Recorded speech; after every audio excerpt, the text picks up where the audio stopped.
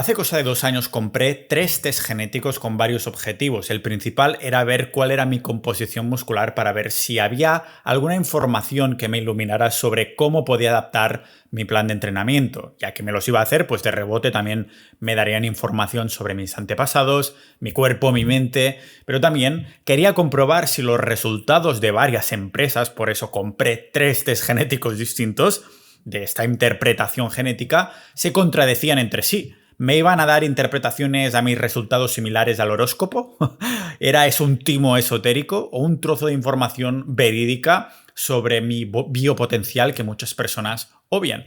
La broma de hacer de conejillo de indias me costó unos 500 euros aproximadamente entre estos varios test y he listado el que más me gustó, el que me dio mejores resultados en mi página de recursos que tenéis en las notas, en las referencias, en la descripción de este episodio con el enlace a mi página y en el menú pone claramente recursos y ahí pues están listados todos los recursos que utilizo incluyendo en la parte de biohacking este test genético.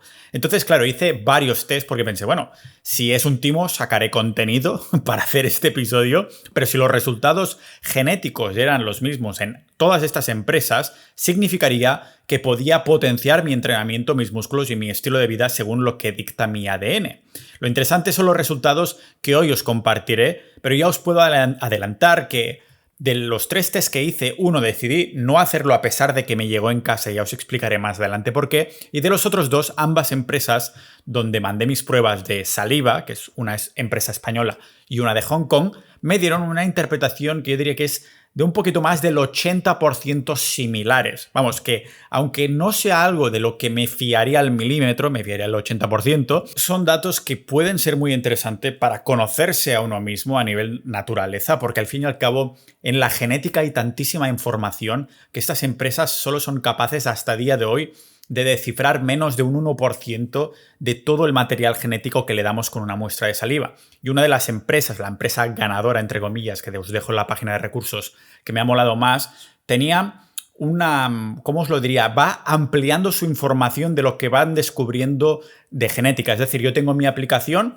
con mi muestra de saliva que di hace 2 años y cada cierto tiempo van desbloqueando nueva información, actualizándolo con la muestra de saliva que tú diste, ¿no? Lógicamente, mi afán en ese momento era básicamente descubrir cuál era mi potencial de los músculos. Me dio, sinceramente, un resultado que me sorprendió un poco, pero después pensándolo bien dije, bueno, quizás no me sorprende tanto, porque me salió que era genéticamente propenso a un 20% de fuerza, un 35% de explosividad y un 45% de resistencia.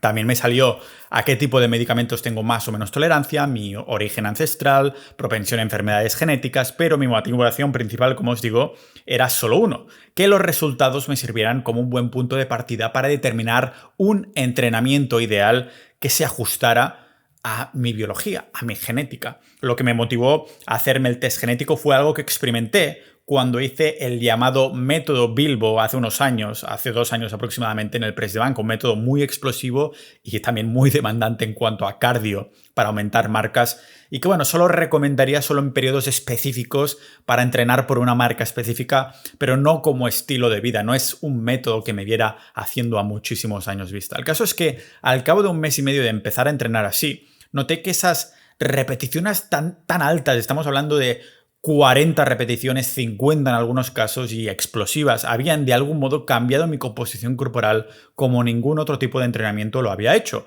Cambios sustanciales en mi cuerpo de músculo y de grasa en solo 1 mes y medio. Me veía más definido y a la vez algunas partes de mi cuerpo sin duda habían crecido o se habían hipertrofiado. ¿Y cómo puede ser que llevo ya unos cuantos años entrenando y de pronto veo estos cambios sustanciales? Pero claro, al cambiar el entrenamiento de una forma tan drástica y de un método que muchos han tachado de locura, y por eso experimento con dietas y con métodos, porque voy descubriendo distintas cosas sobre mí que antes no conocía.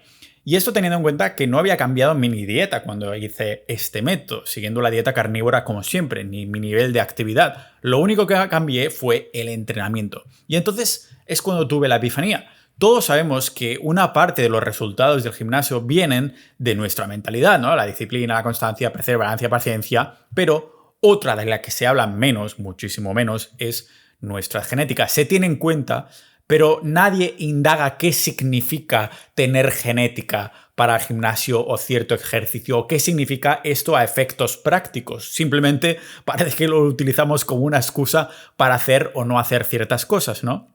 Y como diría Sócrates, ningún hombre tiene derecho a ser un aficionado en materia de preparación física. Es una vergüenza que un hombre envejezca sin llegar a ver la belleza y la fuerza de la que su cuerpo es capaz de alcanzar. Claro, señor Sócrates, pero imagínese aspirando tanto a la funcionalidad como al potencial estético de tu cuerpo, pero hacerlo yendo en contra de lo que dicta tu ADN. Por eso esta cita de Sócrates resonó tantísimo cuando pensé qué significa llegar a ver la belleza y la fuerza de la que su cuerpo es capaz de alcanzar.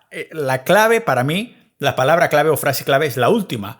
La que su cuerpo es capaz de alcanzar. ¿Qué puedes alcanzar tú? ¿Para qué ha sido diseñado o programado tu cuerpo en lo que puedes alcanzar, ¿no? Imagina entrenar fuerza con bajas repeticiones y alta intensidad en el gimnasio para que años más tarde te hagas varios test genéticos y te digan que estás genéticamente construido para la explosividad y la resistencia y la fuerza resistencia en vez de la fuerza pura. Bueno, pues esto es exactamente lo que me sucedió a mí y que estos test genéticos estaban validando. En el mundo del fitness se habla de si se tiene buena genética para construir músculo y perder grasa, pero lo que argumento hoy es que todos tenemos un cuerpo que podemos potenciar, biopotenciar, según algunos de nuestros parámetros genéticos particulares, individuales. Todos tenemos buena genética para lo que hayamos sido diseñados. Está claro que algunas personas tendrán una genética que les hará ganar músculo de forma rápida, simplemente caminando por delante de la puerta del gimnasio y los envidiamos todos, ¿no?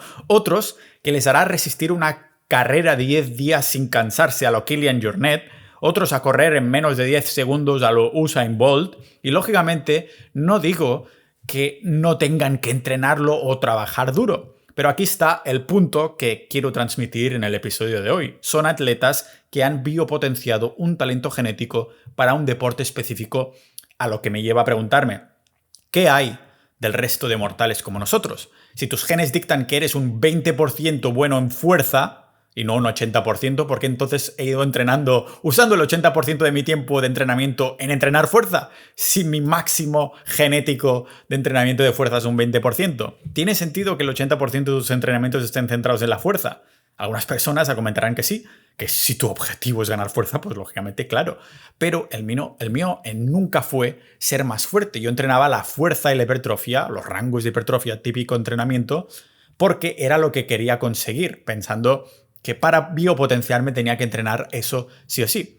Así que para biopotenciar mi potencial genético, tanto a nivel estético como funcional, tiene sentido que se tuviera que ajustar a lo que mi genética ya tuviera escrito, ¿no? Yo no soy el tío que en el videojuego de turno, cuando con 18 años jugaba al Lineage 2, en español se pronuncia Lineaje 2, yo no soy el que se pillaba el humano. No me lo pillaba porque era una raza balanceada. Un poquito de fuerza, un poquito de defensa, un poquito de magia, un poquito... No, yo iba por el elfo oscuro, el elfo más oscuro que hubiera, daguero, que tenía poca defensa, pero que pegaba unos críticos que te dejaban loco y le aumentaba al máximo esas habilidades para potenciarlas aún más, los talentos naturales que esa criatura, esa raza, el elfo oscuro, tenía, ¿no? Pues sería como hacerte un elfo oscuro que era en contra de su naturaleza. Así es como estaba entrenando yo. Pues con el videojuego de la vida quiero hacer lo mismo. Si soy una persona creativa y emprendedora, ¿para qué querría dejar este potencial aparcado para trabajar en algo que potenciara lo opuesto a cómo estoy cableado en mi cerebro, en mi mente? Pues con mi cuerpo, mi potencial genético físico, más de lo mismo. De hecho, ahora sé a ciencia cierta, literalmente, por los resultados de estos test genéticos, que mi genética representa un 20% de fuerza, 35% de explosividad y 45% de resistencia. Vamos, que podría haber sido un buen sprinter o boxeador o golfista o tenista o padelista, si hubiera puesto el trabajo duro, la disciplina y todas estas cosas. Pero mi genética tenía ya esto escrito. Pero, bueno, lógicamente, como no tengo demasiado interés en competir, o lógicamente ya es un poco tarde para entrar en competición, igualmente lo podría hacer a modo aficionado en estos deportes, sino que me interesa el desarrollo de mi cuerpo para exprimir mi potencial genético tanto en funcionalidad como en estética, creo que es algo de lo que poco he escuchado hablar en el mundo del fitness. Se habla de tener buena genética haciendo relación a plantarte en un escenario de culturismo. Cuando dices, tiene buena genética para entrenar o para las pesas, siempre pensamos, vale, escenario de culturismo, ¿no? Pero hay mucho más que esto porque hay estudios que ven como los atletas que utilizan un plan de entrenamiento adaptado a su genotipo obtienen casi el triple de resultados en comparación con los que entrenaron con un protocolo que no coincidía con su genotipo. Y como siempre, todo el montón de estudios, fuentes y referencias lo tendréis en la descripción de este episodio. Y a ver, quizás también tengo que decir, lógicamente me pongo el sombrero conspiranoico del papel de aluminio, esto siempre, porque quizás estos estudios están financiados por las propias empresas de test genéticos, porque entiendo que son un negocio en sí mismo. Joder, si me he dejado cientos de euros en hacer estos test, ¿no? Precisamente me dejé tanto dinero para compararlas entre sí, para ver si era tipo horóscopo o no. Algo de verdad hay al ver tanto que se parecen tanto los resultados. Y son resultados de blanco y negro. No es que te puedan decir, bueno, eres un poco así. No, es blanco o negro, o bueno o malo, y ya está, ¿no? Pero no evitó que me preguntara cómo luciría mi cuerpo y qué marcas personales, ya no de fuerza de una máxima repetición, sino otro tipo de marcadores podía alcanzar si pudiera, o si decidiera exprimir lo que la naturaleza ha querido darme. Es por esto que después de hacerme estos tests, decidí entrenar de esta forma, centrando mis resultados genéticos. Porque mirad, el crecimiento personal no se basa en ser el mejor en una área en concreto. El desarrollo personal, el crecimiento personal, se basa en exprimir el potencial que tenemos dentro individualmente como individuos, no comparados con el resto. Lo que estamos aquí ahora mismo escuchando esto, los que estáis conmigo con esto, habrá alguno que querrá convertirse específicamente, en el rey de la fuerza o el rey de la hipertrofia, pero en general estamos interesados, los biopotenciales, en cómo podemos potenciarnos en general a nivel biológico, mental y físico sobre todo. El cómo, entre comillas, podemos subir de nivel de nuestro personaje vital para disfrutar del juego de la vida lo máximo que podamos. Si os asegurara que solo tienes un 20% de potencial genético en fuerza, como es mi caso, le podríais toda vuestra energía a entrenar fuerza sin parar, sabiendo que vuestros propios genes siempre os tirarán para atrás para que no pudierais progresar lo mucho que podríais progresar si tuvierais un 80% de genética, potencial genético en fuerza. No quiere decir que nunca vaya a entrenar fuerza, de hecho la entreno, pero lo hago combinado con otras disciplinas que sí potencian más mi resistencia y mi explosividad, ¿no? Pensad en los atletas de élites. Estoy 100% convencido que el atleta, un atleta como Usain Bolt sería mediocre en un campo que no fueran los sprints. Bueno, no porque simplemente lo crea, sino lo digo porque ya lo probó. Usain Bolt ya probó de jugar al fútbol en un equipo australiano y lo terminó dejando. Simplemente, pues como ya era famoso, cualquiera lo aceptó, lo probó un tiempo y ya está. Simplemente el tío genéticamente había hecho el match con correr. Lógicamente los futbolistas corren mucho también, pero no es lo único que hacen, ¿no? Así que habrá factores mentales que cualquier deportista de élite tiene que tener, como la paciencia, la disciplina, la perseverancia y demás. Está claro. Pero en lo físico, el top 3 de atletas de cualquier deporte está en lo más alto porque han sabido encontrar este match de su genética con su deporte. No hay absolutamente ningún culturista que se suba a una tarima de Mr. Olympia, que vaya ahí a competir en el Mr. Olympia, que tenga mala genética para competir en el Mr. Olympia.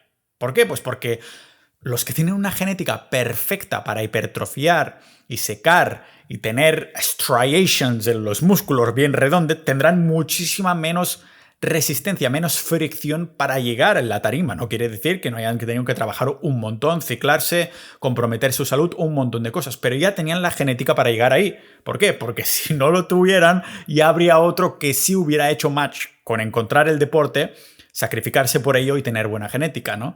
Los buenos resultados les vendrán de forma natural, irónicamente, porque ninguno es natural, ahora que estamos poniendo de ejemplo el Mr. Olympia, ¿no? Ahora bien, esto no quiere decir que nuestro cuerpo no pueda mejorar o lucir bien de forma increíble si potenciamos una genética que no va bien para hipertrofiar, pero sí para otras disciplinas. Fijaros en algo, hay montones de tipos de rutinas de entrenamiento en el gimnasio Y no sé si habéis visto una cosa, cualquier persona a quien le funciona muy bien un tipo de rutina o metodología, inmediatamente se pone a predicar que su sistema es el mejor.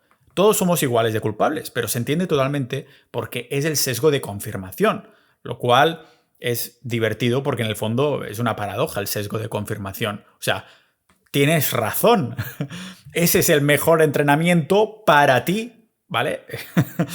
Y básicamente hay estudios y referencias científicas que lo ponen de manifiesto, que como siempre os dejo las notas del episodio. Es decir, el sesgo de confirmación es esto. Se te confirma porque te va bien a ti y crees que puede aplicar a todo el mundo. Pero otra persona también tendrá razón opinando lo opuesto a ti, porque habrá encontrado un tipo de entreno que exprime su potencial genético. La realidad es que hay más combinaciones posibles de maneras de entrenar que de probabilidades de que vuelvas con tu ex, que en el fondo son pocas, ¿vale?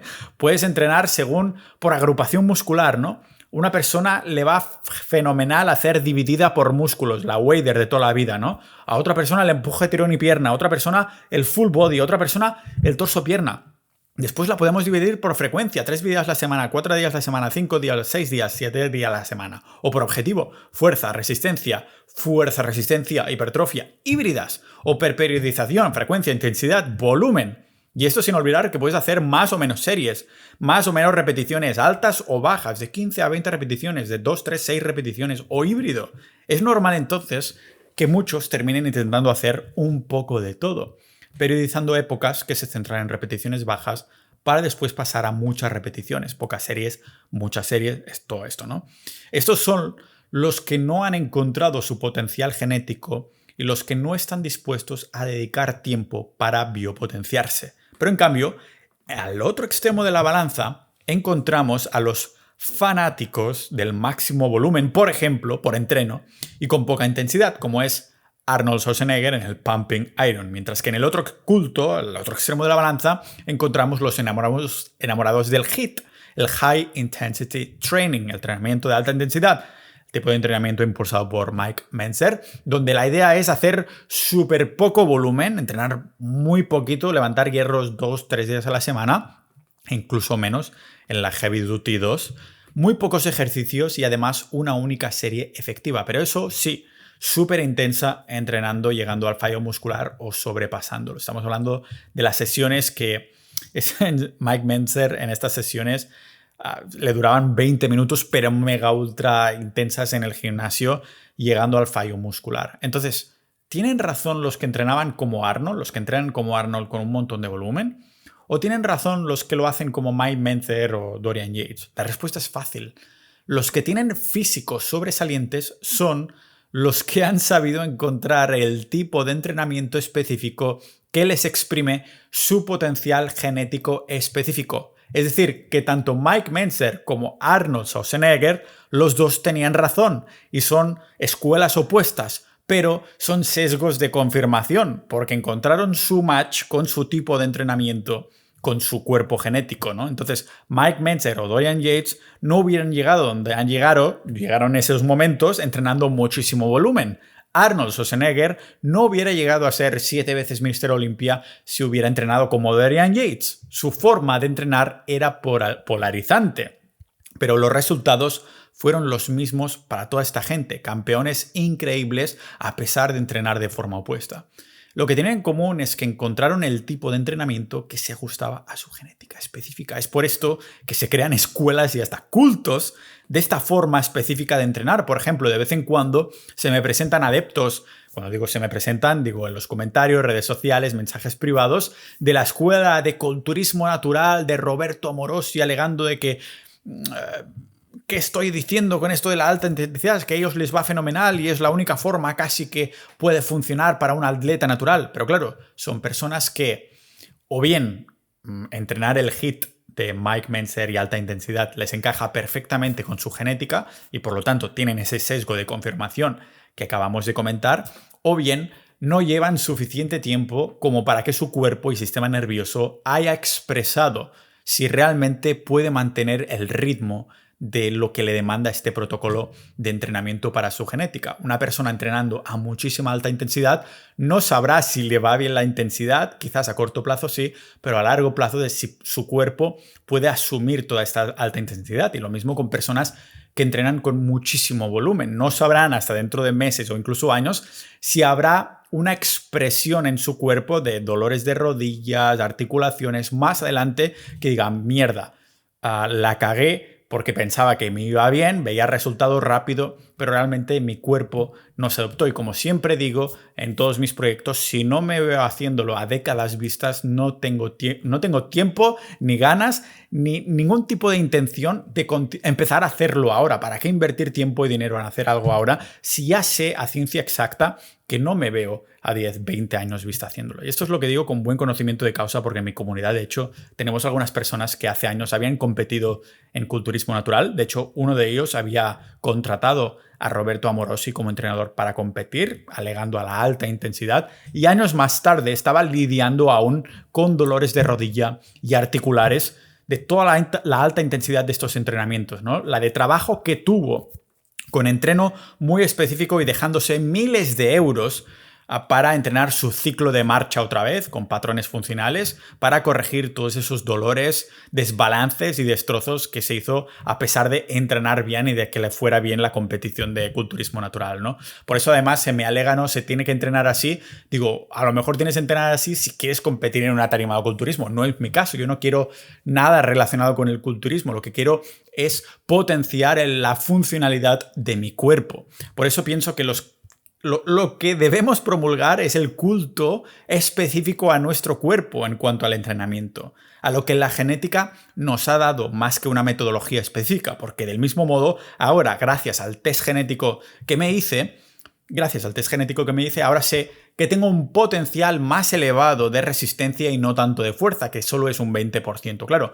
no me haré powerlifter profesional, pero esto no significa que tenga que dejar la fuerza aparcada. En absoluto, quiero exprimir ese 20% de fuerza, por poco que responda a mi cuerpo, porque sigue siendo beneficioso. Lógicamente, todos sabemos los beneficios enormes de entrenar fuerza, simplemente no entrenarla para nada en comparación. Pero claro, es en el fondo un principio de Pareto. Si estamos haciendo un tipo de entrenamiento que ya de rebote toca la fuerza, tiene sentido entonces ponerle tantísima atención cuando ya he exprimido mi 20% de potencial genético según estos tests, y que años de entrenamiento me han demostrado que en efecto era así, que ponerle tanto foco a la fuerza en el fondo me servía solo para progresar más bien poquito y quemarme mucho, ¿no? Entonces, es como, para poner otro ejemplo y llevarlo a casa, ¿no? Es como si supieras que un suplemento alimenticio te dará como máximo, yo qué sé, un 1% de mejora en tu salud, pero te empeñarás a hacer de este suplemento el pilar de tu dieta.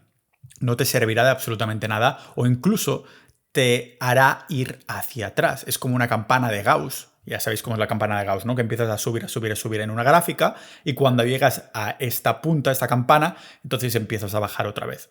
Y más teniendo en cuenta que la evidencia muestra cómo heredamos la mitad de nuestra forma física y el resto depende de nosotros. Que realmente no hay un gen que te haga un atleta de élite como tal, sino tu genética general, pero también el entorno. Porque aunque es verdad que la mayoría de deportistas profesionales tienen una variante genética específica relacionada con la composición de sus músculos llamado gen ACTN3, realmente esta proteína solo nos explica un 2, un 3% de diferencia en la potencia muscular entre distintas personas, aunque claro, todo va sumando. Por ejemplo, en estudios se vio como este gen ACTN3 y el ACE tienen un impacto en la composición de fibras musculares según los alelos. ¿Qué son los alelos? Que podemos hacer una broma de los lelos, ¿vale?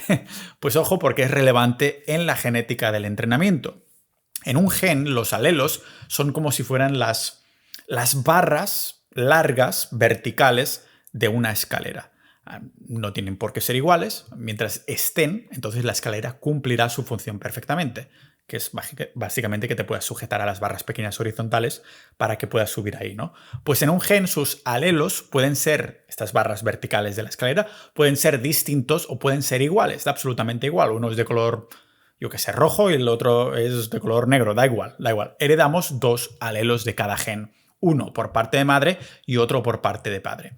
Y lo que vieron estos estudios es que con los alelos asociados a la resistencia, por ejemplo, en ambos genes, pues habrá una mayor composición de fibras musculares tipo 1, que son las lentas. O sea que sí que hay un factor genético que lo determina. Pero a pesar de que el ACTN3 cubra un porcentaje pequeñito, la industria del suplemento nos vende que comprando sus productos obtendrás un 5% más de masa magra y aún así la gente se lanza por ello. Vamos, que seguro que hay mucho interés en explotar el resultado de un test genético con ACTN3 para exprimir este gen, ¿no? Que es solo uno de muchos que podemos ir sumando a lo que dicta nuestro biopotencial genético, aunque mediáticamente hay algún gen como este en el que se le haga muchísima publicidad para vendernos cositas, ¿no? Por eso el gen ACTN3 es el gen del fitness más estudiado, porque entenderlo sí puede ayudar a determinar si es probable que tengamos un mejor rendimiento en actividades de potencia y velocidad, como lo han hecho conmigo al ver es uno de los genes que se ve en estos test genéticos. Entonces, para determinar mi biopotencial genético en cuanto al tipo de entrenamiento, me compré 3 test genéticos porque al principio pensaba que era todo un poco rollo horóscopo y quería validar que los datos concordaban entre estos 3 test independientes. Encontré uno muy completo desde Hong Kong, que te da la opción de eliminar además tus datos de los servidores de esta empresa, es decir, que se toman en serio su privacidad, y para mí eso era vital, importantísimo, y además de ser el más completo hasta la fecha y el que he decidido que es para mí el mejor ahora mismo, que os voy a dejar en las notas del episodio en mi página de recursos que tenéis en mi web en el menú.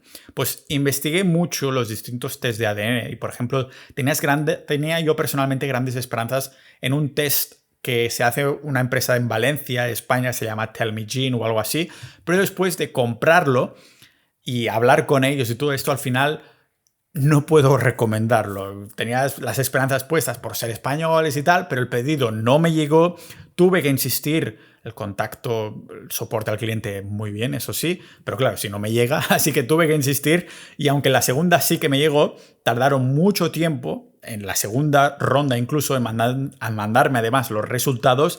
También eran unos resultados mucho menos incompletos que los de Hong Kong. Lógicamente la diferencia de precios se nota, ¿no? El de Hong Kong es el que me costó cientos de euros, no sé si 400 o algo así, mientras que este me costó a lo mejor 100 y algo, ¿no? Y además estaban mal presentados en comparación con estos de Hong Kong.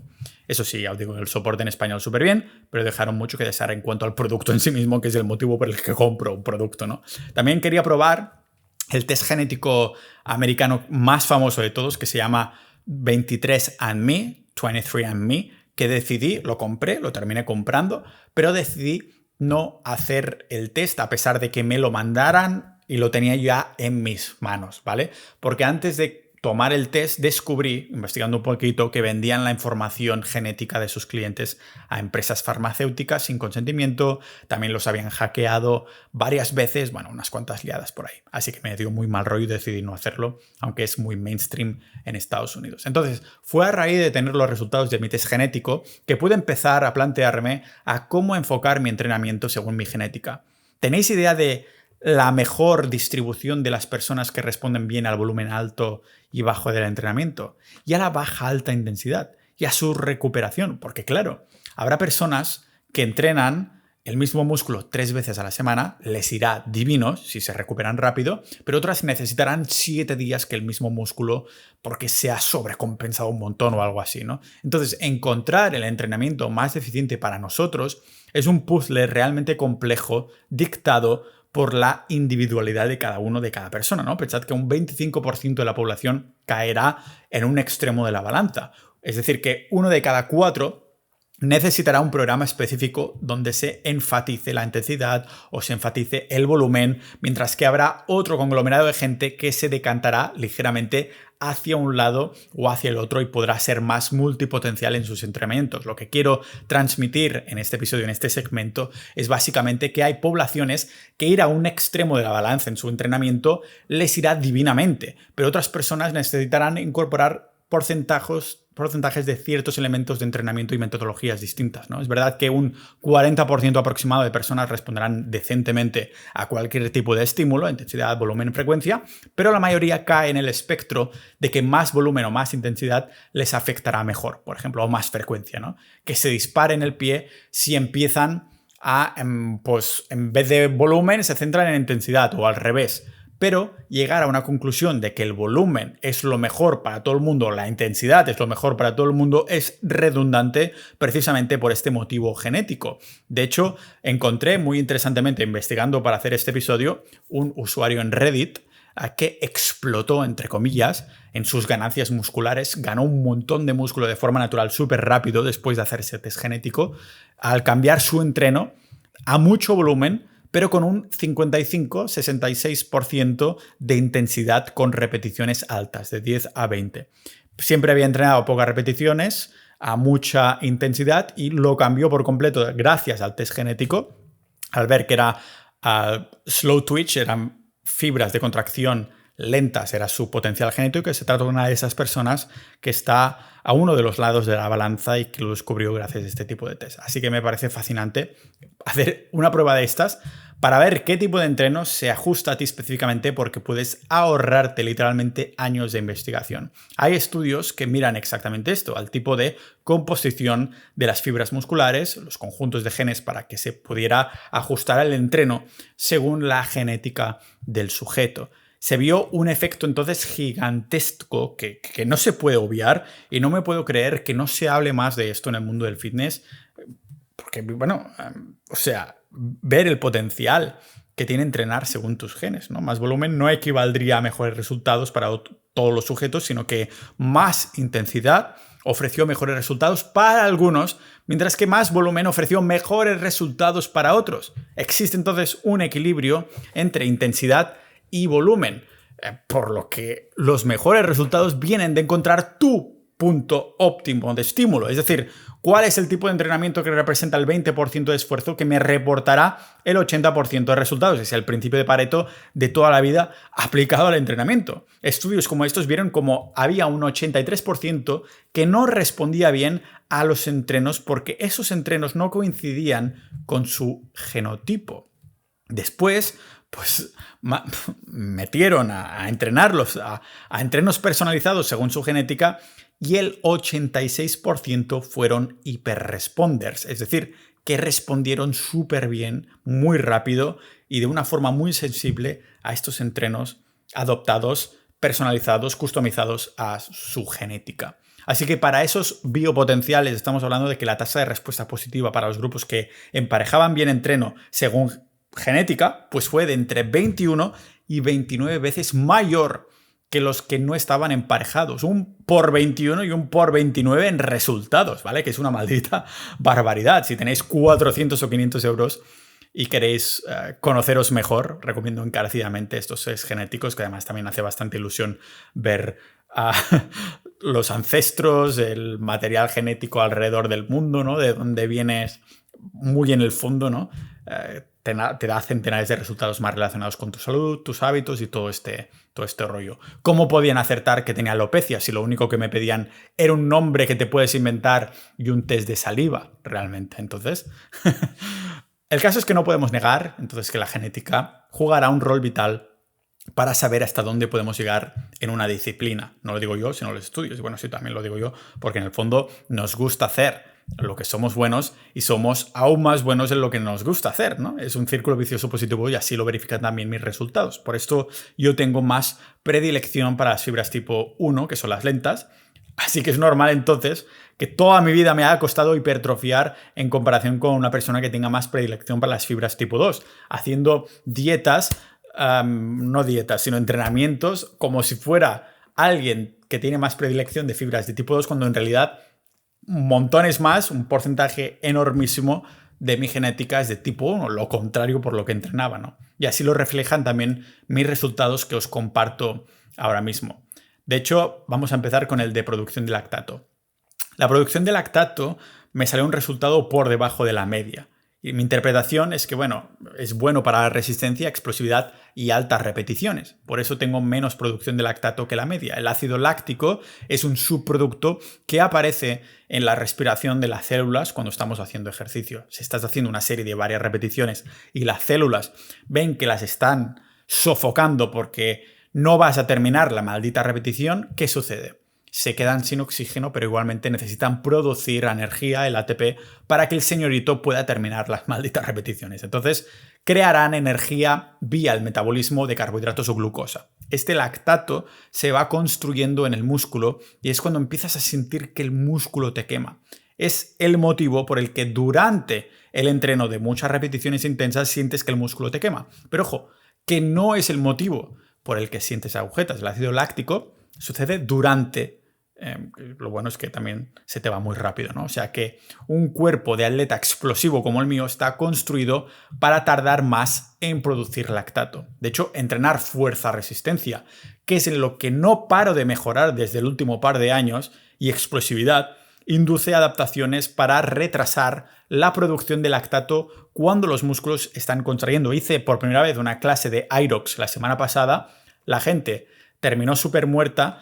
Yo me daba cuenta que sí que moría al terminar un ejercicio, pero tardaba poquísimo en volver a estar con aire a poder hacer ese ejercicio otra vez, ¿no? Por eso muchos atletas intentan entrenar los que se conoce como el umbral del lactato, que vendría a ser subir el punto en el que el cuerpo empieza a producir lactato, porque claro, cuanto más lo puedas retrasar mejor.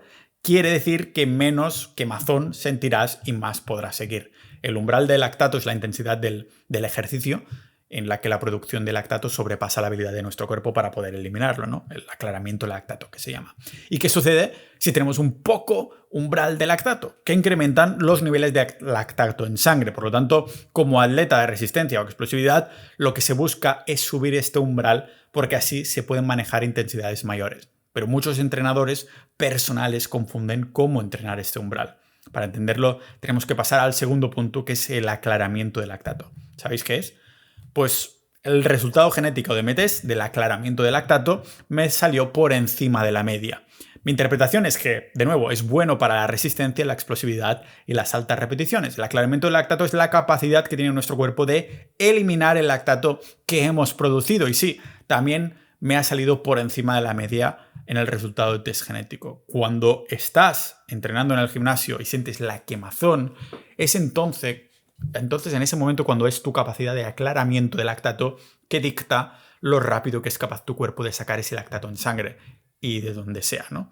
Para que puedas volver a seguir. Esta eliminación generalmente se realiza en las fibras de contracción lenta de tipo 1 y aunque es un componente genético también se puede entrenar para mejorarlo aún más. Aquí es donde vemos un error en el enfoque de muchos atletas y entrenadores que lo hacen básicamente entrenando justo sobrepasando el umbral de lactato para mejorar la capacidad de aclaramiento. Es decir, vale, chicos, tenemos que entrenar el umbral de lactato, así que vamos a sobrepasar esta capacidad, ¿no?, de eliminación de ácido láctico para sus atletas. O sea, llegando a segregar a saco de lactato cuando esto se ha visto, según evidencia, que no es la forma más eficiente de entrenar el umbral de lactato. Ya sé que suena contraproducente, pero es como querer ser más fuerte siempre yendo a entrenar a tu máximo. No.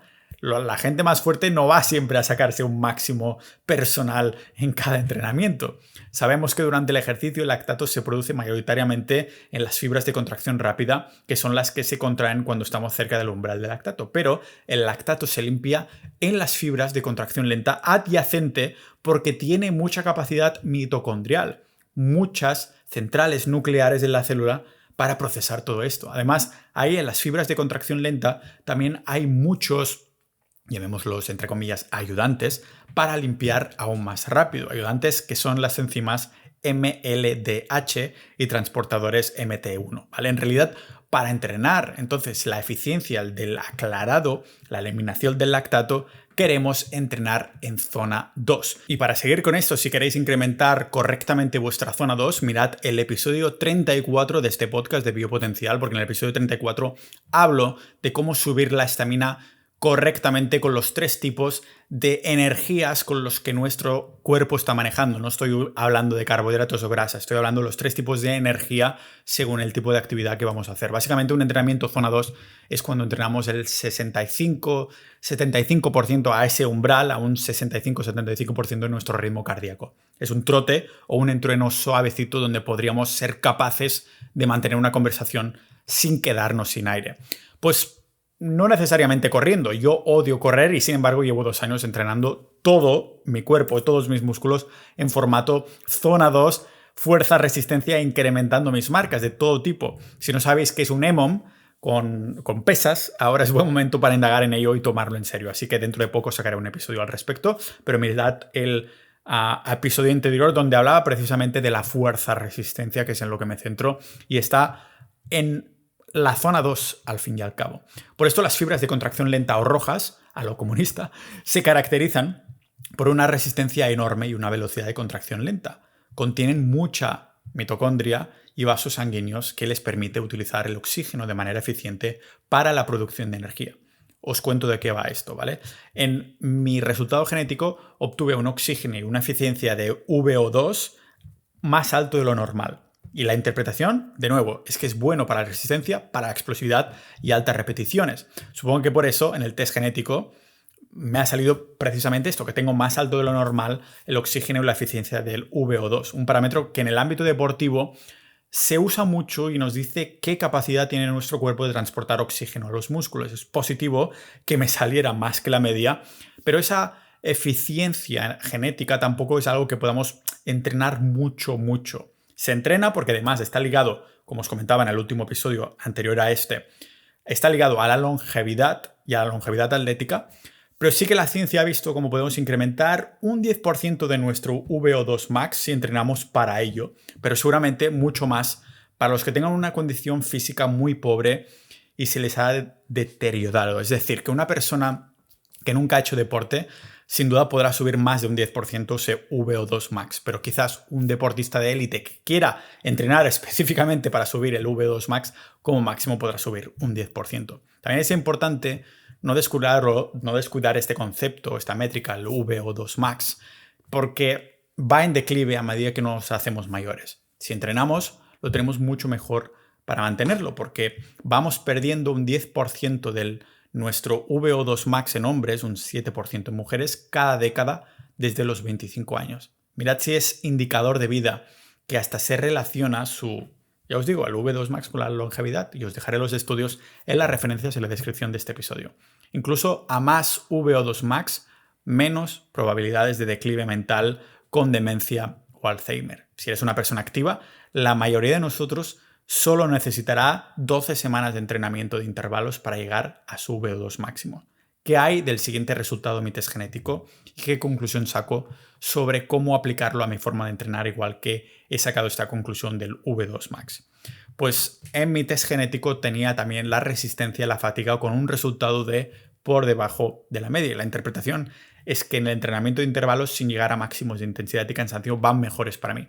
Porque tener una resistencia a la fatiga por debajo de la media significa que soy mejor en duraciones cortas. Vamos, que a pesar de tener una salida fuerte, mi explosividad cae en picado si intento mantener el movimiento. En cambio, un atleta con una resistencia a la fatiga por encima de la media vería una caída gradual con el mismo porcentaje de pérdida de potencia durante la duración del ejercicio. Es decir, que yo salgo rápido, pero que voy cayendo bastante más rápido en picado. Por esto, estos circuitos de entrenamiento se me dan bien, porque se permite descansar. No es como una carrera continua, se permite descansar y no se me va sumando la fatiga, sino que hay mejor gestión de la fatiga por mi parte. El lenguaje ninja es que yo me hago unas dominadas o saltos muy explosivos y al cabo de unas pocas repeticiones me caerán en un 60% de potencia, mientras que alguien por encima de la media en resistencia a la fatiga se le irán bajando de 30 a 30%, ¿vale? Números de intervalos, lógicamente. Por esto es algo que también entreno y me habéis visto en mi canal de YouTube de Biopotencial, una sesión de entreno haciéndome 80 dominadas en menos de 9 minutos. Y es una marca que también estoy intentando mejorar. Entonces, un corredor de sprint que como yo está por debajo de la media en la resistencia a la fatiga dirá, ¿por qué todo el mundo me gana en los sprints que son más largos pero no en los cortos? Ahora Y ya sabemos por qué. Es fácil, porque tenemos una salida rapidísima que puede ganar a cualquiera de la media en mismas condiciones, en un sprint, una carrera de solo 10 metros, pero inmediatamente nos falta la resistencia para mantener esa potencia más que a otros. ¿Qué hay del siguiente resultado de mi test genético y qué conclusión saco sobre cómo aplicarlo en mi forma de entrenar? Ya es el último, ¿de acuerdo? En el test genético también me fijé bastante en el riesgo de lesión, que me salía por encima de la media, un riesgo moderado de lesión del tendón de Aquiles con riesgo bajo en la rotura del ligamento cruzado anterior. O sea, era por encima de la media, pero no era extremo. Y precisamente tengo mucha tensión siempre en el tendón de Aquiles, todo lo que es la fascia plantar y todo eso. Por eso ya me compré una bola de esas de caucho en las que estoy entrenando entre descansos. Estoy siempre dándole ahí, ¿vale? Tengo más riesgo de lesión, que de hecho es algo que no me sorprende porque los sprinters o atletas explosivos, a pesar de lucir mucho mejor, también tienen más riesgo de lesión que los de resistencia. Así que hoy os he metido la turra con este episodio sobre mi test genético, pero si os soy sincero, creo que el hecho de que me estén yendo también los entrenos desde que me hice este test genético y adopté mi entrenamiento a mi genética y que no haya encontrado aún ninguna meseta, es lo que me empezó a motivar más para indagar aún más en todo este mundo de la fuerza, resistencia y la calistenia, y de que finalmente también abriera este proyecto de multipotenciar para centrarnos en esto. Así que mil gracias por seguirme hasta aquí. Acordaros de mirar la descripción para apoyar este proyecto y sabéis que ahí también tenéis mi newsletter, que en vez de suscribiros a cualquier plataforma prefiero que lo hagáis a través de la newsletter porque cada vez que publique lo tendréis ahí, un enlace a la plataforma que queráis escucharlo y además también textos y todas las referencias y bibliografía lo tendréis en vuestro email. Muchas gracias por escuchar hasta aquí, mirad la descripción, que hay descuentitos por ahí también y nos vemos en el próximo episodio de Mi Lado Biopotencial.